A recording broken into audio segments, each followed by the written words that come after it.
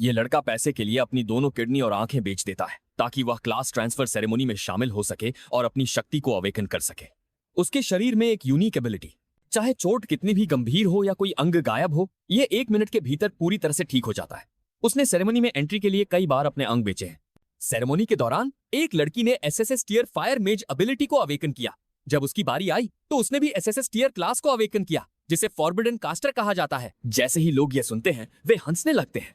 ऐसा इसलिए है क्योंकि ये क्लास यूजर की जीवन शक्ति को जादू करने के लिए जलाता है, और जटाटर जो इसे अवेकन करते हैं वे 25 वर्ष की आयु से अधिक नहीं जीते, लेकिन उसे कोई चिंता नहीं है। उसका इमॉर्टल बॉडी इस कमजोरी को अर्थहीन बना देता है। एसएसएस टियर क्लास प्राप्त करने वाली लड़की उसके पास आई और टीम बनाने का ऑफर दिया, यह उम्मीद करते हुए कि उसे अपनी शक्ति का अधिक उपयोग नहीं करना पड़ेगा और वह अधिक समय तक जीवित रह सकेगा। लेकिन उसने उसे मना कर दिया। कुछ दिनों बाद एकेडमी एंट्रेंस एग्जाम शुरू होती है। वह अपनी असली एबिलिटी को छुपाए रखता है और अकेले ही पोर्टल में एंटर करता है ताकि मॉन्स्टर से लड़ सके। जब वह अपना जादू इस्तेमाल करता है तो उसका शरीर तुरंत एक बूढ़े आदमी की तरह झुर्रीदार हो जाता है, लेकिन सिर्फ 1 मिनट बाद वह पूरी तरह से सामान्य हो जाता है। एग्जाम के अंत तक उसके पास सभी स्टूडेंट में सबसे हाईएस्ट लेवल होता है। हर कोई हैरान है।